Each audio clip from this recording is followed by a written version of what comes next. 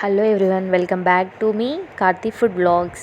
ఈరోజు రెసిపీ వచ్చేసి green chilli chicken ఎలా తయారు చేసుకోవాలో చూద్దామండి. ఎప్పుడు చికెన్ని ఒకేలాగా కాకుండా ఇలా డిఫరెంట్గా కూడా ట్రై చేయండి. నేను అప్పుడప్పుడు ఇలా డిఫరెంట్గా ట్రై చేస్తూ ఉంటాను. చాలా బాగుంటుందండి గ్రీన్ చిల్లీ చికెన్. ఖచ్చితంగా ట్రై చేయండి మీరు కూడా. ఈ రెసిపీని ఎలా తయారు చేసుకోవాలో చూద్దామండి. మనము చాలా ఈజీగా ఇన్స్టాంట్గా చేసుకోవచ్చండి రెసిపీని. ఇలా 300 గ్రామ్స్ చికెన్ తీసుకున్నాను నేను. దాంట్లోకి కొంచెం పసుపుని యాడ్ చేసి, కొంచెం గరం మసాలాని, కొంచెం ధనియాల పొడిని, చికెన్ మసాలాని యాడ్ చేశాను. కొంచెం ఉప్పును కూడా యాడ్ చేశానండి. 1 టేబుల్ స్పూన్ అంత శనగపిండిని కూడా యాడ్ చేశాను. క్రిస్పీగా వస్తుంది, స్మూత్గా వస్తుందని. అది ఆప్షనల్ అండి, మీకు ఇష్టం లేకపోతే స్కిప్ చేసుకోవచ్చు. కొంచెం 1 టేబుల్ స్పూన్ అంత ఆయిల్ వేసి అంతా మిక్సర్ కలిసేలాగా బాగా మిక్స్ చేసుకోండి. మిక్స్ చేసి కాసేపు పక్కన పెట్టుకోండి, అన్నీ దానికి చికెన్కి పట్టేలాగా. మీరు శనగపిండి ఆప్షనల్ అండి, ఇష్టం ఉంటే వేసుకోవచ్చు, లేదంటే లేదు. నేను ఈ గ్రేవీ కోసం ఒక మిడిల్ సైజ్ 2 ఆనియన్స్ తీసుకొని ఇట్లా చిన్నగా చాప్ చేసి పెట్టుకుంటున్నానండి. నేను 300 గ్రామ్స్కి ఇవి సరిపోతాయని తీసుకున్నాను. మీరు చికెన్ తీసుకునే క్వాంటిటీ తగ్గట్టుగా ఆనియన్ తీసుకోండి. మీకు కావాల్సిన గ్రేవీకి తగ్గట్టుగా తీసుకోండి ఆనియన్స్. ఇలా చిన్నగా చాప్ చేసి పెట్టుకున్నానండి.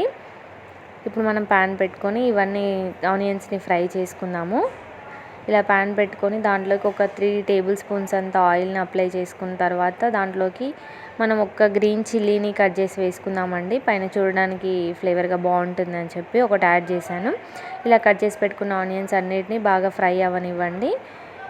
ఇవి కొంచెం కుక్ అయ్యేంత లోపల మనము గ్రీన్ చిల్లీ మిక్చర్ని గ్రైండ్ చేసి పెట్టుకుందాము. ఒక దాల్చిన చెక్క, ఒక 3 అన్ని లవంగాలు, ఒక యాలక్కాయ వేసానండి.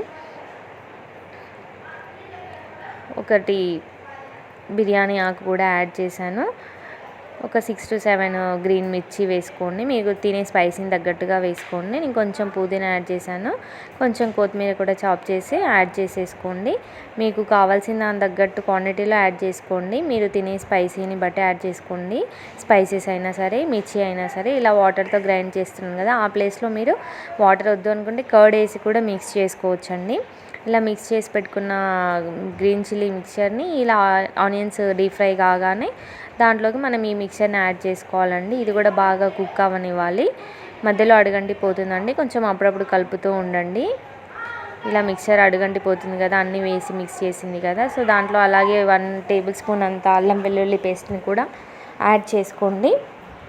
ఈ మూత పెట్టి ఇలా కుక్ అవ్వనివ్వండి. ఇలా ఆయిల్ అంతా పైకి సపరేట్ అయ్యేలాగా అయినప్పుడు మాత్రమే అది కుక్ అయినట్టు గుర్తుంచుకోండి. పైన ఇలా ఆయిల్ తేలితే మనకి కుక్ అయిపోయినట్టు అండి అది గ్రేవీ అనేది. ఇలా అయిపోయిన తర్వాత దాంట్లోకి మనము మ్యాగ్నేట్ చేసి పెట్టుకున్న చికెన్ని యాడ్ చేసుకోండి.